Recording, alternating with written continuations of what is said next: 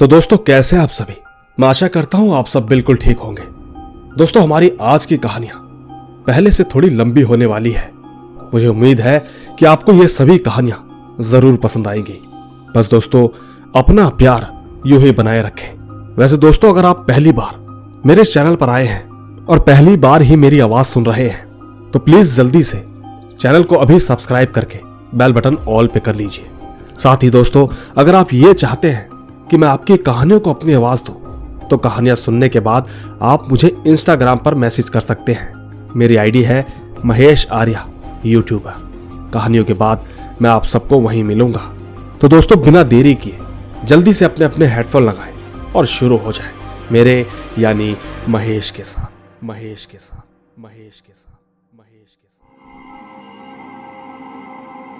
दोस्तों उम्मीद है आप सब ठीक होंगे। मेरा नाम अभिषेक है। फिलहाल मैं यूरोप में अपनी स्टडी पूरी कर रहा हूं। मेरा घर उत्तराखंड के बहुत ही खूबसूरत शहर रामनगर में है। आज मैं महेश जी के चैनल के द्वारा आप सभी को अपने साथ बीती एक अजीब और सच्ची घटना सुनाने जा रहा हूं। हालांकि दोस्तों ये भूतिया नहीं है मगर ये बहुत ही रहस्यमयी और मिस्टीरियस है। नहीं मालूम कि आप मेरी इस कहानी पर कितना यकीन करेंगे मगर मेरे साथ जो कुछ भी हुआ ये मेरे लिए सच ही है, क्योंकि ये मेरे साथ बचपन में हुआ था। और आपको तो पता ही है कि बचपन की यादें बहुत ही कम रहती हैं, लेकिन जितनी भी रहती हैं वो या तो बहुत खुशी या फिर अजीब डरावनी होती है। खैर छोड़िए, ये बात सन 2006 की है जब हमारा खुद का घर नहीं था। हम तब मेरी नानी के घर पर ही रहते थे। हमारा रूम पहली मंजिल पर था। तब मैं 6 या 7 साल का रहा हूंगा। उस वक्त मेरे स्कूल की गर्मियों की छुट्टियां पड़ी हुई थी। तो ठीक मेरा कजन गांव से आया हुआ था। हम रोज खेला करते थे। हाँ, मैं आपको बताना भूल गया कि मेरी नानी और बाकी सब टॉप फ्लोर पर रहते थे। दोस्तों एक दिन की बात है, मैं यूं ही अपने भाई के साथ खेल रहा था। उस वक्त दोपहर का वक्त था। माँ ने मुझे नीचे से आवाज लगाते हुए कहा कि खाना तैयार है, नीचे आजा। दोस्तों मेरा मन तो नहीं था, क्योंकि तब मैं और मेरा भाई लूडो खेल रहे थे। उस वक्त हमारा गेम बहुत ही दिलचस्प चल रहा था, लेकिन मां गुस्सा ना हो इसीलिए मैंने उसको कहा कि आ रहा हूं। दोस्तों इसी जल्दी में जब मैं सीढ़ियों से नीचे उतर रहा था कि तभी अचानक मेरा पैर फिसला और मैं सीढ़ियों से नीचे गिरने लगा। आप यकीन नहीं करेंगे, मैं उस वक्त अचानक अपने शरीर से अलग हो गया था। मैं एक झलक में अपने शरीर को सेकंड फ्लोर के गेट के बाहर सीढ़ियों से देख पा रहा था। वो वाकया इतना अजीब और डरावना था क्योंकि मुझे लगा मैं मर चुका हूं। सेकंड फ्लोर के गेट के ठीक बगल में किराए पर रहने वाले अंकल आंटी ने बाहर आकर चेक किया और मुझे उठाने लगे। मैं ये सब कुछ अभी भी सीढ़ियों से देख पा रहा था। देखते ही देखते मां भी ऊपर आई और मुझे देखकर रोने लगी, क्योंकि मेरी सांस भी धीरे धीरे कम हो रही थी। खैर इससे पहले कि सब मुझे हॉस्पिटल के लिए उठाते कि अचानक से मेरी आंखें खुली। मैंने आसपास सबको देखा। मुझे यकीन नहीं हो रहा था कि अभी अभी ये मेरे साथ हुआ क्या है। मुझे तो ये सब एकदम सपना सा लगा। लेकिन जब मैंने अपने अगल बगल देखा तब मेरे सीधे हाथ की तरफ किराए पर रहने वाले अंकल आंटी और बाएं हाथ की तरफ मां रोती हुई दिखी, ठीक वैसे ही जैसा मैंने सीढ़ियों पर से खड़े होकर देखा था। लेकिन दोस्तों अभी ये खत्म नहीं हुआ था। मैं ये सब कुछ भूल चुका था एक बुरा सपना समझकर। मगर ये बात कुछ सालों बाद की है, ठीक 2011 जब हमारा खुद का घर बन चुका था। दोस्तों मैं अपने रूम में सो रहा था और यह बात भी गर्मियों की छुट्टियों की ही है। उस वक्त मैं विंडो की तरफ पीठ करके सोया हुआ था कि उसी बीच अचानक मैं अपने आप को घर के बाहर ठीक उसी विंडो के सामने उड़ता हुआ पाता हूं। मैं दोबारा अपना शरीर देख सकता था। मैं विंडो की तरफ पीठ करके सोया हुआ था, लेकिन इस बार मैंने सोचा कि मैं अपने पास जाकर अपने आप को उठाऊंगा। मैं ठीक अपनी तरफ हवा में ही बढ़ने लगा। मैं ठीक विंडो के आर पार हो गया और जैसे ही मैंने अपने आप को पैरों से छुआ, यकीन मानिए अचानक मेरी आंखें खुल गई। मुझे एक छोटा सा इलेक्ट्रिक शॉक लगा महसूस हुआ पैरों पर। मैं ठीक इस बार भी बिना वक्त गवाए पीछे मुड़ गया। मैं ठीक जैसे ही पीछे मुड़ा तो मैंने एक रोशनी ऊपर आसमान की तरफ जाते हुए देखी। मैं बिना वक्त गवाए तुरंत छत की तरफ भागा, मगर छत पर मुझे कुछ भी नहीं दिखाई दिया। यकीन कीजिएगा ये मेरे साथ 2 बार हुई घटना है जो कि अक्सर मुझे सोचने पर मजबूर कर देती है। मुझे ऐसा लगता है कि सही में हमारा शरीर एक तरह के कपड़े हैं जिसे हम बार बार बदलते हैं। ठीक उसी तरह रूह नाम की सच में कोई चीज होती है। उसका रूप इंसान न होकर किसी प्रकाश के गोले की तरह है, या फिर रूह का भी अपना एक अलग रूप होता है। दोस्तों, मैंने स्लीप पैरालिसिस के बारे में पढ़ा है क्योंकि मैंने उसे 2 बार महसूस किया है। लेकिन दोस्तों, कई बार रिसर्च करने के बाद मुझे ऐसा कुछ भी साइंटिफिक रीजन नहीं मिल पाया। दोस्तों, मेरे लिए या बाकी सभी लोगों के लिए जिन्होंने इसको महसूस किया है, ये अब तक के लिए सबके लिए रहस्य ही है। मैं आप सबका धन्यवाद करता हूं मेरी इस कहानी को सुनने के लिए। साथ ही मैं शुक्रिया करता हूं महेश आर्या का, क्योंकि उन्होंने मेरी ये कहानी अपने चैनल पर सुनाई। बस आप सभी को इतना ही कहूंगा कि भगवान आपको खूब तरक्की दे। जय हिंद। तो दोस्तों, देखा आपने, ये थी अभिषेक की कहानी जो कि फिलहाल यूरोप में पढ़ाई कर रहे हैं। दोस्तों, आपको क्या लगता है, क्या वाकई अभिषेक के साथ कुछ रहस्य है या फिर उनके मन का वहम? नीचे कमेंट्स में जरूर बताइएगा, क्योंकि तब तक मैं ले चलता हूं आपको हमारी आज की दूसरी कहानी की तरफ। आइए सुनते हैं। दोस्तों, मेरा नाम विश्वांक राज है। मैं आपको मेरे साथ हुई एक स्टोरी शेयर करना चाहता हूं जो कि मेरे साथ लगभग 10 महीने पहले हुई थी। एक बार की बात है तब हमारी फैमिली मामा के यहां गई हुई थी। जब ठीक हम सब वहां पहुंचे तो सभी बहुत खुश थे, लेकिन मैं नहीं था क्योंकि मेरे पेट में पेन हो रहा था। मामा ने कहा कि चलो कहीं बाहर घूमने के लिए चलते हैं। दोस्तों, मेरा बाहर जाने का बिल्कुल मन नहीं था, लेकिन क्या करें, मुझे जाना पड़ा। हम लोग कार से बहुत जगह गए। फिर वापस आते टाइम मामा ने कहा कि यहां एक मस्जिद है जो देखने में काफी अच्छी है, आओ वहां चलते हैं। वैसे दोस्तों, मैं घूम घूम कर बहुत थक गया था, लेकिन मना नहीं कर पाया। इसके बाद हम सब मस्जिद पहुंचे। यकीन मानिए, मुझे किसी भी चीज में बिल्कुल मन नहीं लग रहा था। थोड़ी देर बाद मामा को उनका एक दोस्त वहां मिल गया। वो दोनों वहां बैठकर बातें करने लगे। मैंने मामा से कहा कि मैं बाहर से पानी पीकर आता हूं। तभी उनके दोस्त ने कहा कि बेटा, मस्जिद के पीछे एक हैंडपंप लगा हुआ है, तुम वहीं जाकर पानी पी आओ, और हाँ, अपने मामा के लिए भी ले आना। मैं दोस्तों ठीक वहां से पीछे जाने लगा। मैंने बोतल में पानी भरा और वापस लाने लगा। तभी अचानक मेरे मन में क्या आया, मुझे सब कुछ अच्छा अच्छा लगने लगा। साथ में एक खुशबू भी आने लगी। मैंने ठीक उसका पीछा किया। मैंने पाया कि वहां अंदर एक कोने में एक लड़की मुझे बुरखे में दिख रही थी, जो कि मेरी तरफ पीठ करके खड़ी थी। मैं उसे देखता रहा। थोड़े समय बाद वो मेरी तरफ मुड़ी और मुझसे कहने लगी, आप बहुत थके हुए लगते हो। मैंने कोई जवाब नहीं दिया। उसने मुझे गिलास में पानी देते हुए कहा, ले लीजिए, इससे आपको सब कुछ अच्छा लगने लगेगा। दोस्तों, मैंने पानी पहले ही पी लिया था, लेकिन उसने मुझे बहुत प्यार से पूछा तो मैंने दोबारा पी लिया। उसने कहा कि आप यहाँ नए आए हैं। मैंने कहा हाँ। दोस्तों, थोड़ी देर बात करने के बाद उसने मुझे शोना कहकर पुकारा। दोस्तों, मैं एकदम हैरान हो गया क्योंकि ये नाम से मुझे मेरे दादा दादी बुलाते हैं, पर उस वक्त मैंने ज्यादा ध्यान नहीं दिया। थोड़ी ही देर में मुझे माँ का कॉल आने लगा। वो पूछ रही थी कि तुम लोग कब तक आओगे। मैंने बात की और फोन काट दिया। उसने मुझसे कहा कि अभी आप जाओ, बाद में बात करते हैं। मैंने उससे उसका नंबर मांगा, लेकिन उसने कहा कि मैं फोन यूज नहीं करती, जब भी बात करनी होगी तब मैं खुद आ जाऊंगी। दोस्तों, ये सुनकर मुझे हंसी आई। मैं उसे बाय बोलकर चला गया। उस वक्त मेरा पेट का दर्द भी चला गया था। अगले दिन मैं अपनी माँ और मामा के बेटे के साथ वहीं के मंदिर गया पूजा करने के लिए। वहां पर हम 2 बाइक पर गए थे। एक बाइक पर मैं और माँ और दूसरे पर कजन। पूजा करने के बाद मुझे एक सामान लेने के लिए बस स्टेशन जाना पड़ा। मैं ठीक वहां से अकेले बस स्टॉप पर जाने लगा। मैं सामान लेकर वापस आ रहा था कि अचानक मेरी बाइक का टायर पंचर हो गया। हालांकि मैं थोड़ी दूर तक किसी तरह बाइक लेकर गया, तब जाकर मैंने पंचर ठीक करवाया। पंचर वाले ने कहा कि 20-25 मिनट लगेंगे। मैंने कहा ठीक है। मैं वहीं आसपास घूमने लगा। दोस्तों, एरिया थोड़ा सुनसान था। मैं ठीक कल की उस लड़की की बातें सोच रहा था।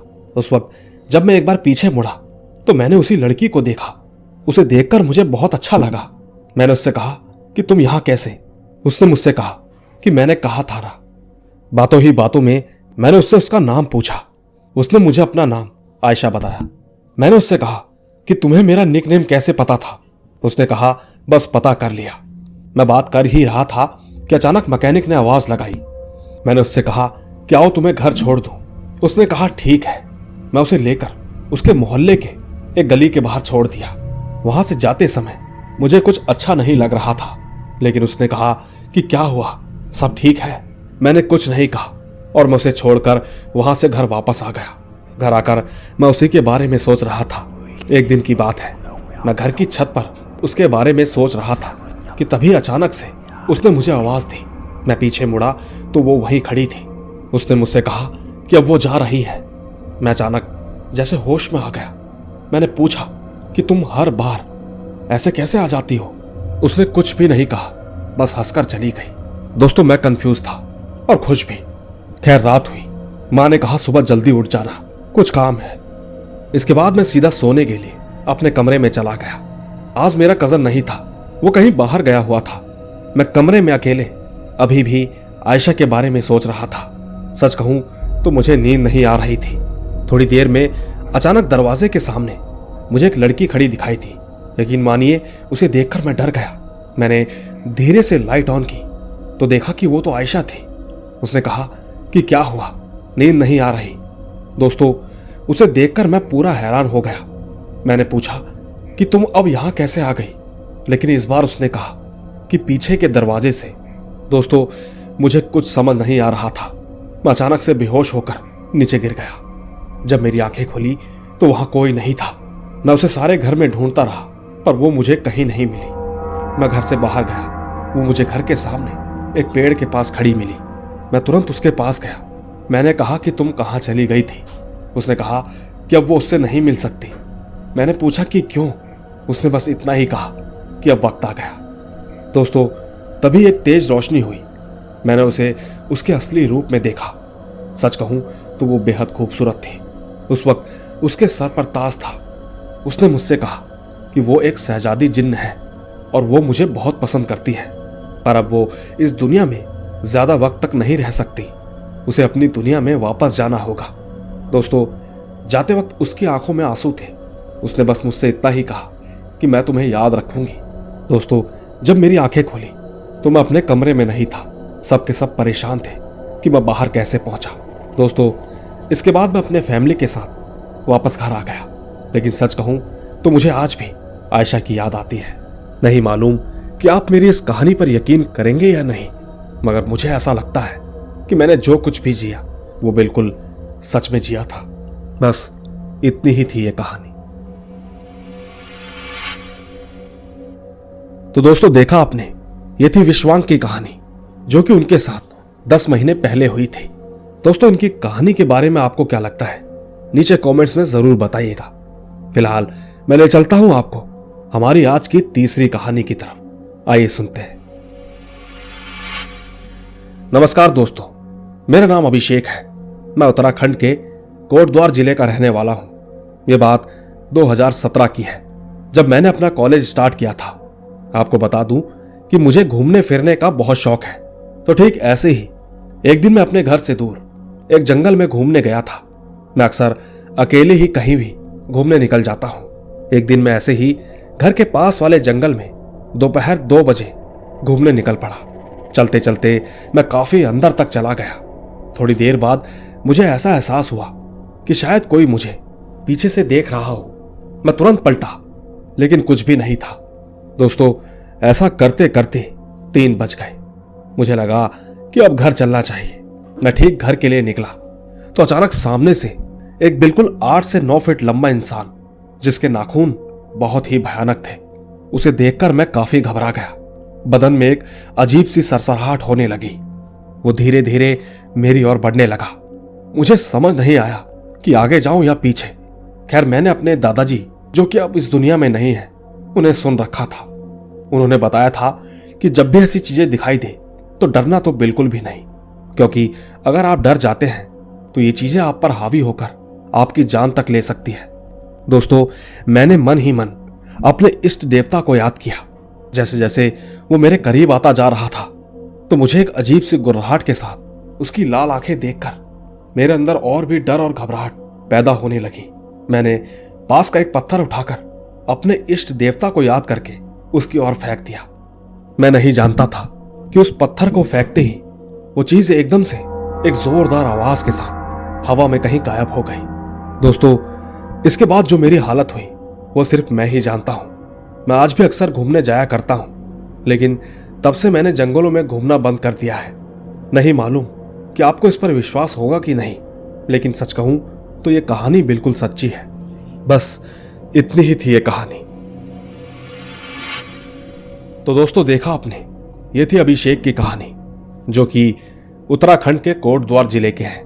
दोस्तों, क्या लगता है आपको, जंगल में जो अभिषेक को मिला, क्या वो कोई छलावा था या फिर कुछ और? हालांकि उत्तराखंड के जंगलों के किस्से वैसे ही काफी प्रचलित हैं। बाकी आपको जो कुछ भी लगता है नीचे कमेंट्स में जरूर बताइएगा, क्योंकि तब तक मैं आपको ले चलता हूं हमारी आज की चौथी कहानी की तरफ। आइए सुनते हैं। दोस्तों, इस कहानी में मैं अपना नाम नहीं बताना चाहता, बस आपको इतना बता दूं कि ये कहानी मेरे एक चाचा के साथ घटी थी। वैसे मैं भरतपुर का रहने वाला हूं। भरतपुर मेरे गांव से 22 किलोमीटर दूर है, प्रकाश नगर। एक दिन की बात है, मेरी चाची की पहली डिलीवरी थी, तो उस वक्त घर के सभी बड़े लोग हॉस्पिटल में थे। मैं उस वक्त छोटा था, मतलब 7 या 8 साल का। मुझे हॉस्पिटल में नींद आने लगी। हॉस्पिटल भरतपुर में ही था, तो मेरे पिताजी ने चाचा जी से कहा कि तुम इसको घर छोड़ाओ, क्योंकि हमें यहां कितना टाइम लगेगा पता नहीं। पिताजी की बात मानते हुए चाचा जी और मैं घर की तरफ चल पड़े। गर्मियों के दिन थे। हम जैसे ही गांव के पास पहुंचे तो मेरे गांव को जाने के लिए एक कट आता है। हमने ठीक उसी कट पर देखा कि एक बच्चा खड़ा हुआ है। उस बच्चे ने कहा कि काका घर तक छोड़ दो, मैं यहीं का रहने वाला हूं। पर दोस्तों, ये बात चाचा जी को बड़ी अजीब लगी। जैसा कि हम सब जानते हैं कि गांव में सब एक दूसरे के जानकार होते ही हैं, लेकिन वो बच्चा उनको आज तक कभी नहीं दिखा। पर खैर, इस बात को नजरअंदाज करके चाचा जी ने उसे अपनी बाइक पर बैठा लिया। फिर कुछ दूर चलने के बाद चाचा को किसी चीज की घिसने की आवाज आई। वो आवाज समय के साथ साथ और ज्यादा बढ़ती चली गई। चाचा जी ने चलती बाइक से पीछे देखा तो उन्होंने पाया कि वो बच्चे के पैर 10 या 15 फीट लंबे हो गए, जिसको वो घसीटते हुए ले जा रहे थे। उस नजारे को मैं भी चाचा जी के बगल में से पीछे घूमकर देख रहा था, क्योंकि मैं आगे बैठा था। ठीक उसी वक्त हमारी बाइक रोड से उतर गई और सड़क के बगल में खेतों में गिर गई। हमारे गिरते ही वो बच्चा भी कहीं गायब हो गया। वैसे दोस्तों, उस दिन के बाद से हमारे साथ कभी ऐसा नहीं हुआ, पर कहीं ना कहीं वो रात सबसे डरावनी रातों में से एक है। बस इतनी ही थी ये कहानी। तो दोस्तों, देखा आपने, इन्होंने अपना नाम तो नहीं बताया, पर इसी तरह के कई किस्से हम पहले भी सुन चुके हैं। खैर, मैं ले चलता हूं आपको हमारी 5वीं कहानी की तरफ। आइए सुनते हैं। दोस्तों, मेरा नाम शिवम है और मैं बिहार से हूं। यह बात मेरे पिताजी की है, और ठीक ये बात उस समय की है जब उनकी शादी भी नहीं हुई थी। उन्हें इमरजेंसी में बहुत दूर एक विलेज जाना पड़ गया था। उन्होंने ठीक सबसे अंतिम वाली बस को पकड़ा। दोस्तों, उस वक्त उनके पास फोन नहीं था, लेकिन वो ठीक 1 बजे विलेज पर उतरे। उन्हें बहुत भूख लग रही थी, इसीलिए उन्होंने कुछ खाने का ढूंढा। उन्हें बस एक अंडे की दुकान खुली मिली। उन्होंने वहां आमलेट खाया और अपनी राह पर पैदल ही निकल गए। वो थोड़े ही दूर चले होंगे कि दुकान वाले ने कहा कि भाई साहब, आप इतनी रात को इस रास्ते से मत जाइए, यहाँ काफी ज्यादा हत्या होती है, ये रास्ता आपके लिए सेफ नहीं है। लेकिन दोस्तों, पिताजी निकल चुके थे उनकी बातों को नजरअंदाज करके। रास्ते में एक भी लाइट नहीं थी, बिल्कुल अंधेरा और सुनसान रास्ता था। चलते चलते उन्हें किसी के कदमों की आवाज आने लगी, और तो और धीरे धीरे वो कदम उनकी तरफ बढ़ने लगे। पिताजी समझ गए थे कि कोई छलावा है। यही सोचकर उन्होंने पीछे भी नहीं देखा, वो बस चलते चले गए। कुछ देर बाद उनके ठीक सामने एक औरत आई। उस औरत ने पिताजी से कहा कि बेटा तुम कहां जा रहे हो, कि बेटा तुम कहां जा रहे हो। पिताजी ने कहा कि मुझे गांव के अंदर जाना है। दोस्तों, किस्मत से वो औरत एक अच्छे छलाओं में से एक थी। उसने ठीक पिताजी को जाने दिया और कहा कि बेटा संभल कर जाना, कोई परेशानी नहीं होगी। चलते वक्त पिताजी ने उनके पैर देखे, जिसे देखकर वो चौंक उठे थे। उनके पैर, उसके पैर उल्टे थे, लेकिन पिताजी नहीं डरे, वो चलते रहे। दोस्तों, वो पैरों की आवाज अभी भी पिताजी को सुनाई दे रही थी, पर पिताजी एक बार भी पीछे नहीं मुड़े। वो लगातार चलते रहे। धीरे धीरे पिताजी घर के बहुत करीब आ गए। घर के थोड़ा ही पीछे एक और घर था। लोगों का कहना था कि उस घर में एक बहुत बुरे छलावे का वास है। पिताजी जैसे ही उस घर के सामने पहुंचने ही वाले थे कि तभी पिताजी को एक बच्चे की रोने और एक औरत की हंसने की आवाज सुनाई दी। इसके बाद पिताजी नहीं रुके। वो तुरंत भागकर सीधा घर जाकर ही रुके। घर पहुंचकर पिताजी ने घर वालों को सारी बात बताई। घर वालों ने पिताजी को बहुत डांटा और बोला कि तुम वहीं रुक जाते, इतनी रात को क्यों आए। उस वक्त दादाजी भी टेंशन में आ गए थे, पर खैर सबने भगवान जी का शुक्र मनाते हुए कहा कि यहां रात को आना बिल्कुल सेफ नहीं है। यहां कई मर्डर हो चुके हैं और यहां आत्मा और छलावों का वास रहता है। बस इतनी ही थी ये कहानी। तो दोस्तों, देखा आपने, ये थी शिवम के पिताजी की कहानी। कहानी में आपने सुना कि किस तरह उनके पिताजी को इमरजेंसी में अपने घर वापस जाना पड़ा। लेकिन दोस्तों, रात का समय और इंसान का अकेला होना, रास्ता भी सुनसान, वाकई डर लगता है। पर शुक्र है उनके साथ ऐसा कुछ भी नहीं हुआ। दोस्तों, आपको रात के समय ऐसे जंगलों में जाना पड़े तो आपको कैसा लगेगा, नीचे कमेंट्स में जरूर बताइएगा। फिलहाल मैं ले चलता हूं आपको हमारी आज की छठी कहानी की तरफ। आइए सुनते हैं। दोस्तों, मेरा नाम लोकेश बैनीवाल है। मैं सिरसा जिले के एक छोटे से गांव मम्मरखेड़ा का रहने वाला हूं। और ठीक जो कहानी मैं आपको सुनाने जा रहा हूं वो मेरे दोस्त के साथ घटी एक सच्ची घटना है। दोस्तों, ये बात तब की है जब हम 8वीं क्लास से पास होकर 9th क्लास में पहुंचे थे। बस ठीक हमारी छुट्टियां चल रही थी। इसी बीच एक दिन मेरे दोस्त का फोन आया जिसका नाम साहिल था। उसने बताया कि कल शाम को हम एक छोटी सी पार्टी करने वाले हैं और उसमें मुझे भी जाना है। मैंने कहा ठीक है, मैं आऊंगा। ये कहकर मैंने फोन काट दिया। अगले ही दिन शाम को करीब 5 बजे मैं घर से पार्टी के लिए निकल गया। हम 3 दोस्त थे, जिनमें से एक मैं और 2 दोस्त और थे। उनका नाम साहिल और सुमित था। दोस्तों, हम पार्टी करने के लिए गांव से दूर खेतों में एक जगह पर बैठकर पार्टी कर रहे थे। पार्टी करते करते हंसी मजाक कर रहे थे। बातों ही बातों में बात भूतों पर आ गई, जिनमें से मेरा एक दोस्त सुमित था। उसी बीच सुमित ने कहा कि भूत चुड़ैल ये सब कुछ नहीं होते हैं, ये सिर्फ कहानियों किस्सों में ही अच्छे लगते हैं। दोस्तों, वो इन चीजों पर ज्यादा यकीन नहीं करता था, लेकिन मैंने उसे टोकते हुए कहा कि इस समय ऐसी बातें करना ठीक नहीं होगा। दरअसल मेरे साथ ऐसी भूतिया घटना पहले भी हो चुकी है और मुझे इन चीजों से काफी डर लगता था। मुझे पता था कि हमें ऐसी चीजों का मजाक नहीं उड़ाना चाहिए। हम काफी देर तक वहां बैठकर बातें करते रहे। इसी बीच पता ही नहीं चला कि कब रात हो गई। मैंने अपने फोन में समय देखा तो रात के 11 बज चुके थे। मैंने कहा कि काफी देर हो चुकी है, अब घर की ओर निकलना चाहिए। हम तीनों वापस घर की ओर निकल पड़े। हमारा घर यहां से करीब 25 मिनट की दूरी पर था। रास्ता बिल्कुल सुनसान था। रास्ते के दोनों तरफ बड़े बड़े और घने पेड़ थे। आपको बता दूं कि रास्ते में एक चौराहा पड़ता है। अगर आपको नहीं पता तो बता दूं कि चौराहा जहां 4 सड़कों का मिलन होता है, ठीक चौराहे के बीच टोने टोटके यानी कि काला जादू किया जाता है और वहां पर अक्सर काले जादू का सामान भी पड़ा रहता था।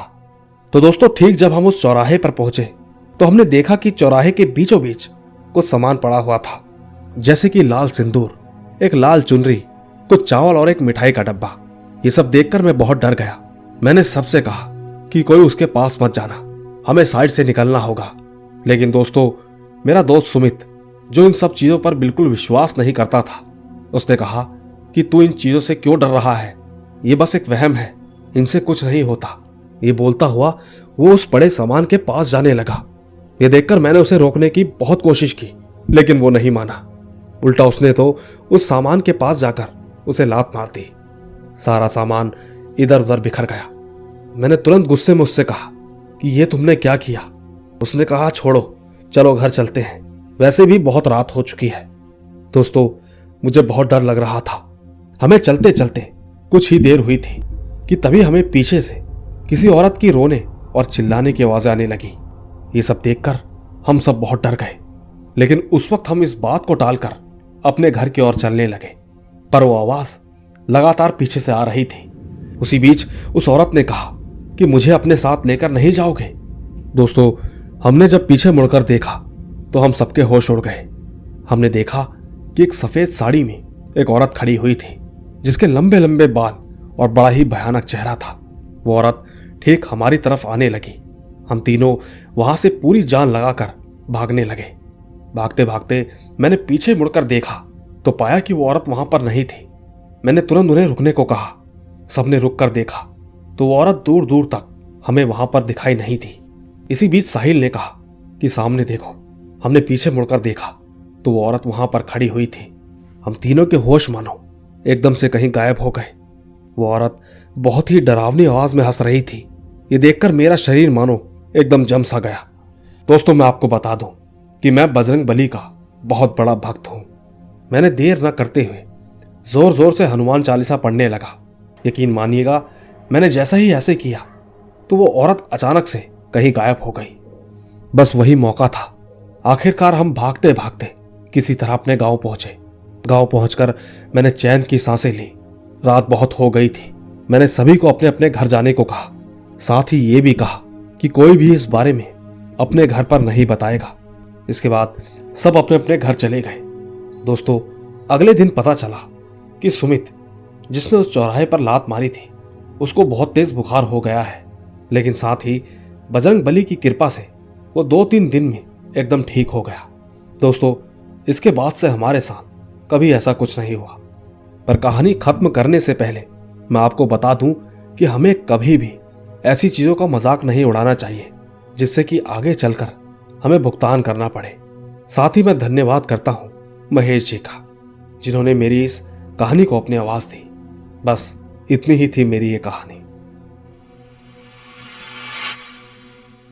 तो दोस्तों, देखा आपने, ये थी लोकेश बेनीवाल की कहानी। दोस्तों, इनकी कहानी में चाहे जो कुछ भी हुआ हो, लेकिन हमें इनकी कहानी से एक सीख मिलती है कि हमें कभी भी ऐसे किसी भी चीज का निरादर नहीं करना चाहिए। नहीं मालूम कब किस समय हमारे साथ क्या हो जाए। बाकी दोस्तों, आपको ये कहानी कैसी लगी नीचे कमेंट्स में जरूर बताइएगा। पर फिलहाल चलते हैं अपनी अगली कहानी की तरफ। आइए सुनते हैं। दोस्तों, मेरा नाम सूरज पथौरिया है। मैं आज आपको अपने पिताजी की कहानी बताने जा रहा हूं, जो कि एक सच्ची घटना है। दोस्तों, आपको बता दूं कि मुझे सर की कहानियां सुनना बहुत पसंद है और मैं अक्सर रोज आपकी कहानियां सुनकर ही सोता हूं। ये बात उन दिनों की है जब मैं 5 साल का था। तो ठीक मैं अपने पिताजी के नजरिए से कहानी बताना चाहता हूं।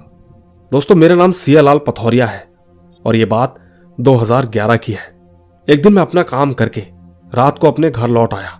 घर आने के बाद मैं फ्रेश होकर खाना खाने के लिए बैठा। मैंने ठीक एक और ही खाया था कि तभी मेरे बड़े भाई के घर से फोन आया। मैंने ठीक जैसे ही फोन उठाया तो सामने से आवाज आई कि पिताजी की तबीयत दिन ब दिन खराब होती जा रही है और आज तो कुछ ज्यादा ही खराब लग रही है। दोस्तों, वैसे मैं आपको बता दूं कि मेरे पिताजी का नाम मिही लाल पिथौरिया है और मेरे पिताजी मेरे बड़े भाई के घर पर रहते हैं। और तो और ठीक मेरे बड़े भाई का घर मेरे घर से 250 किलोमीटर दूर है। खैर, मैंने जैसे ही ये बात सुनी कि मेरे पिताजी की तबीयत खराब हो गई है तो मैं अपने घर वालों से बोलकर तुरंत निकल गया। उस समय रात के 11:30 हो रहे थे और तो और वैसे भी रात को ज्यादातर साधन नहीं मिलते हैं। पर मुझे एक ट्रक वाला मिला और उसने मुझे वहां तक छोड़ने के लिए हामी भर दी। जैसे तैसे काफी लंबे समय बाद आखिरकार मैं पहुंच ही गया। ट्रक से उतरने के बाद अब मुझे सड़क से अपने घर तक जाना था। वो एक कच्ची सड़क थी, दोनों तरफ जंगल थे और तकरीबन 5 किलोमीटर का रास्ता था। पर मुझे तो जाना ही था। जब मैं उस घने जंगल वाले रास्ते पर पहुंचा तो मुझे देखकर ऐसा लगा कि ये रास्ता रात में तो बहुत ही डरावना लगता है। वैसे भी वो सर्दियों के दिन थे और मेरे पास कोई रास्ता भी नहीं था। पर मैं सहमते हुए उस रास्ते पर चलने लगा। मैं चुपचाप चल रहा था कि तभी मुझे याद आया कि इस रास्ते में 3 किलोमीटर के बाद एक पुलिया आती है, जो कि अक्सर रात के समय बहुत बुरी मानी जाती है। खैर, मैं जैसे ही थोड़े घने जंगल के करीब आया तो न जाने क्यों ठंड बहुत बढ़ गई थी। मुझे अजीबोगरीब आवाजें आना शुरू हो गई। आपको बताऊं कि वो आवाजें किस तरह की थी, मानो कोई औरत का चिल्लाना, सूखे पत्तों का एकदम से हिलना। मैंने बिना कुछ सोचे समझे ही भागना शुरू कर दिया। मैं बस भगवान से यही विनती कर रहा था कि मैं जैसे तैसे घर पहुंच जाऊं। वैसे मेरे गले में भगवान शिवजी का लॉकेट था। मैं ठीक उनका लॉकेट पकड़कर भाग रहा था। भागते भागते मुझे पता ही नहीं चला कि कब पुलिया आ गई। मैंने देखा कि पुलिया पर एक बड़ा सा आदमी जो कि कंबल ओढ़े हुए सिगरेट पी रहा था। उसे देखकर मुझे चैन की सांस आई कि आखिर कोई इंसान तो मिला। मैं ठीक उस आदमी के पास जैसे ही पहुंचा तो यकीन मानिए वो अचानक गायब हो गया। ये सब देखकर डर के मारे मेरे रोंगटे ही खड़े हो गए। उसके बाद दोस्तों मैं इतनी तेज भागा कि मैं सीधा घर पर ही रुका। दोस्तों वो रात का सफर और मेरा घर पहुंचना भी जरूरी। मैं दुआ करूंगा कि आप में से कभी भी किसी को ऐसा दिन ना देखना पड़े। हालांकि अब मेरे साथ ऐसा कुछ भी नहीं है। वो किस्सा बस वहीं तक सीमित था। फिलहाल अब सब कुछ ठीक है। तो दोस्तों देखा आपने, ये थी सूरज पथौरिया के पिताजी की कहानी में आपने सुना कि उन्होंने किस तरह अपने पिताजी की बीमारी के चलते रातों रात अपने घर जाने का फैसला किया। दोस्तों हालांकि पहले के समय में इतने ज्यादा वाहन नहीं मिल पाते थे, मगर आज के समय में आपको घर तक छोड़ने के लिए गाड़ियां मिल जाती हैं। पर खैर, आपको इनकी कहानी कैसी लगी नीचे कमेंट्स में जरूर बताइएगा, क्योंकि तब तक मैं ले चलता हूं आपको हमारी आज की अगली कहानी की तरफ। आइए सुनते हैं। हेलो दोस्तों, मेरा नाम मोहम्मद ज़ेब है। मैं यूपी मुजफ्फरनगर में रहता हूं। दोस्तों लोग अक्सर कहते हैं कि जिन जिन्नात ऐसी कोई चीज नहीं होती, लेकिन वो कहावत है ना, जिस पर बीतती है उसी को पता होता है। दोस्तों मुझे खेलने का बड़ा शौक था, तो मैं ठीक पूरे दिन भर बाहर खेल रहा था। जब मैं घर आया तो मैंने देखा कि अम्मी और अब्बू की लड़ाई हो रही थी। मैं डरा सहमा चुपचाप एक कोने में बैठकर उन दोनों की बहस सुन रहा था। बातों ही बातों में अब्बू ने मुझसे पूछा कि ज़ैब तू किसके साथ है। दोस्तों पिताजी की आंखों में गुस्सा देखकर मैं एकदम डर गया। मैं तुरंत अपने अब्बू के साथ हो गया और ठीक जब रात को सोने का वक्त आया तो मैं ठीक अपने अब्बू के साथ घर की छत पर जाकर सो गया। मेरी आंखें तकरीबन 2:30 बजे खुली। मैंने देखा कि मेरा हाथ अब्बू की पीठ पर था और ठीक मेरे मुंह से गालियां निकल रही थी। दोस्तों मुझे यह तो पता था कि क्या हो रहा है, लेकिन मैं पैरालाइज हो गया था। दोस्तों जब दोबारा मेरी आंखें खुली तो मैंने अब्बू से पूछा कि अब्बू क्या मैं तुम्हें गालियां दे रहा था। अब्बू ने बताया कि जैसे ही वो करवट सी लेते थे तो मैं उन्हें गालियां पे गालियां दे रहा था। इसके बाद जैसे ही अब्बू मेरी तरफ पलटे तो मानो एकदम घबरा ही गए। अब्बू ने बताया कि मेरी आंखें सुर्ख लाल हो गई थी। यह सब देखकर अब्बू ने तुरंत मेरे कानों में उंगलियां डालकर आयतुल कुर्सी पढ़ना शुरू करा, जिसकी वजह से मैं चीखने लगा, लेकिन मेरी आवाज सिर्फ मेरे पिताजी को ही आ रही थी। दोस्तों न जाने ऐसा क्या था जो मैंने उस दिन ऐसा करा, पर हाँ उसके बाद मैं बिल्कुल ठीक हो गया। बस इतनी ही थी ये कहानी। वैसे मेरे पास और काफी किस्से हैं, मैं जरूर इस चैनल के लिए उन्हें भेजना चाहूंगा।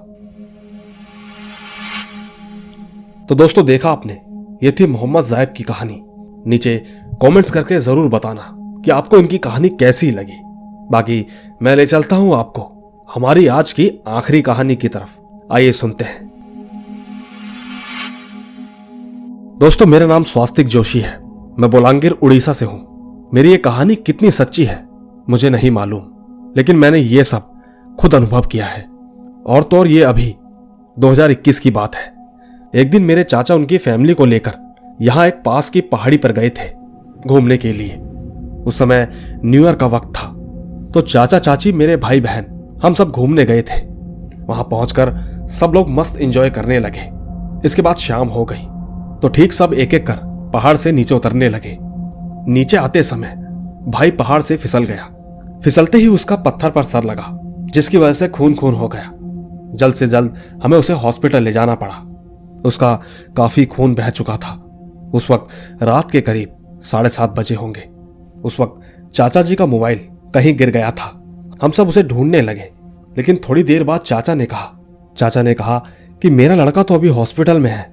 तो मैंने कहा कोई नहीं, हम चले जाते हैं, आप लोग यहां रुक जाइए। दोस्तों मैं मेरे दूसरे चाचा और 2 भाइयों के साथ उस पहाड़ पर मोबाइल ढूंढने चला गया। हम सब बाइक पर थे। हम लोग ठीक पहाड़ पर जाकर मोबाइल ढूंढने लगे। मैंने वहां पहुंचकर चाचा के मोबाइल पर कॉल किया। हमें उम्मीद थी कि रिंगटोन से हमें पता चल जाएगा कि फोन कहां पर है। एक तो दोस्तों वहां अंधेरा बहुत था। मैंने अपने फोन की फ्लैश लाइट मारी तो हमें कुछ ही दूरी पर एक छोटा सा काला सा लड़का दिखाई दिया। मानो शक्ल भी ठीक से नहीं दिख रही थी। चारों तरफ इतनी शांति थी कि घड़ी की टिक टिक की आवाज भी हमें साफ सुनाई दे रही थी। दोस्तों सर्दी का मौसम था, लेकिन हमने जो देखा उसके बाद हम 4 जन को पसीना आ गया। हमने देखा कि कोई अजीब सा आदमी हमसे कुछ ही दूरी पर था, जो कि कुछ अजीब तरीके से गुर्राने लगा। वो ठीक किसी जानवर की तरह चलता हुआ ठीक उसी जगह पर गया जहां पर मेरे भाई के सर पर चोट लगी थी। वो उस जगह को सूंघता रहा और ठीक खून को देखकर अजीब तरीके से आवाज निकालने लगा। दोस्तों हम सब इतना घबरा गए थे कि मानो वहां से हिल भी नहीं पा रहे थे। हमने देखा कि जहां पर मेरे भाई का खून गिरा था तो ठीक वो आदमी अपनी जीभ से उसे चाटने लगा। ये सब देखकर सच बोलूं तो मुझे तो हार्ट अटैक भी आ सकता था, लेकिन जैसे तैसे हम लोग वहां चुपचाप बैठे रहे। उसी बीच हमारे चाचा के मोबाइल में नोटिफिकेशन की रिंग बजी। उस आवाज के आते ही वो जो कोई भी था उसका ध्यान अब हमारी तरफ आ गया था। हम सब ने सोच लिया था कि अब तो हम गए, लेकिन दोस्तों वो बस इधर उधर देखता रहा, पर वो हमारी तरफ नहीं आया। उसे देखकर ऐसा लग रहा था कि मानो जैसे हम उसके लिए वहां पर थे ही नहीं। इसके थोड़ी देर बाद वो वहां से कहीं झाड़ियों में गायब हो गया। इसके बाद हमने हिम्मत करी और उस खून वाली जगह पर पहुंचे। वहां पहुंचकर हमने देखा कि सारा खून गायब था। जगह को देखकर ऐसा लग रहा था कि जैसे मानो वहां कुछ हुआ ही ना हो। हमने वहां रुकना ठीक नहीं समझा। हम तुरंत हॉस्पिटल के लिए निकल पड़े। हॉस्पिटल पहुंचकर मैंने मम्मी पिताजी को ये सारी बात बताई। दोस्तों इसके ठीक अगले दिन पिताजी और चाचा आपस में बात कर रहे थे तो ठीक हम भाइयों ने सुना कि वहां पर 2019 में एक लड़का राहुल नाम का अपने दोस्त को उस पहाड़ पर घुमाने लेकर आया था। तो ठीक उसका फ्रेंड भी मेरे ही भाई की तरह गिरकर वहां पर मर गया था। तो दोस्तों जो हमने रात को देखा, क्या वो वही लड़का था? पर खैर, इसके बाद पिताजी ने उससे जुड़ी एक कहानी बताई। उन्होंने बताया कि पहाड़ से लगकर एक बहुत बड़ा महासागर है। वहां अक्सर लोग मछली भी पकड़ते हैं और कई लोग तो नहाते भी हैं। तो ठीक एक बार एक आदमी अपना काम खत्म करने के बाद यही कोई करीब 6:30 बजे नहाने चला गया। उस वक्त वो ठीक अकेला नहा रहा था। कुछ देर बाद उसे ऐसा लगा कि जैसे उसे किसी ने पानी के अंदर खींचा हो। वो इधर उधर देखने लगा, लेकिन वहां कोई नहीं था। पर दोस्तों जब वो पीछे मुड़ा तो पाया कि उसे एक पिशाच ने तुरंत पानी के अंदर खींच लिया।